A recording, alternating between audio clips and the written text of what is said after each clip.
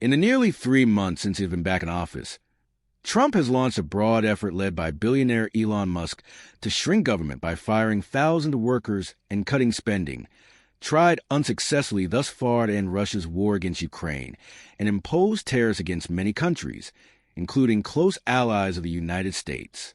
His actions have been met by widespread criticism by both Democrats and even Trump supporters, but as he returned to one of his core supporter bases, for one of the most hotly anticipated UFC events of the year, he was quick to take the positive crowd reaction as a vote of confidence.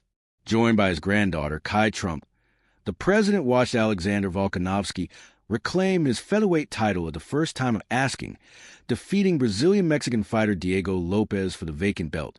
Scouse sensation Paddy, the baddie Pimblett, also produced his best career performance to date as he dominated Michael Chandler in the co-main slot, mauling the American to notch an impressive TKO victory and stamp his mark on the upper echelons of lightweight. Elsewhere on the stacked card, Yair Rodriguez gave debutant Patricio Pitbull a UFC reality check as he secured a decision victory, while Adolf Hitler praising Bryce Mitchell was choked unconscious by Gene Silva. In the main card's opener, Dominic Reyes walked over to the side of the octagon after knocking out Nikita Krylov and acknowledged Trump, taking a photo with the president after the post-fight interview. Every one of them came up at the end, and they were great, Trump said. I mean, they're all warriors, modern-day warriors.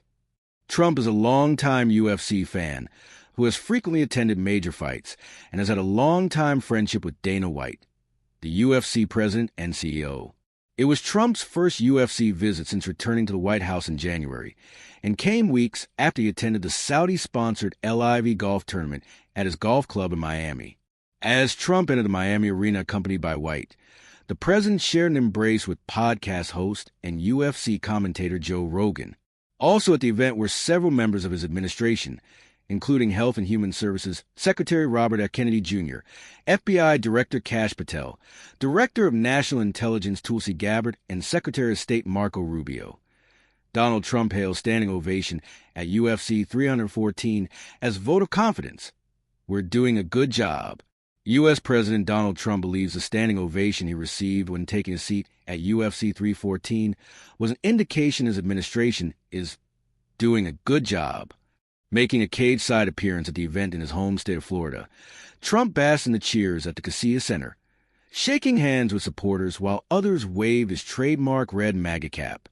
It comes during a period of intense scrutiny for the Republican president after he imposed the steepest American tariffs on imports in over a century, levying rates as high as 50% on some countries in a move described by the EU as a major blow to the world economy. It says we're doing a good job. If we weren't doing a good job, we'd get the opposite, he told reporters accompanying him aboard Air Force One.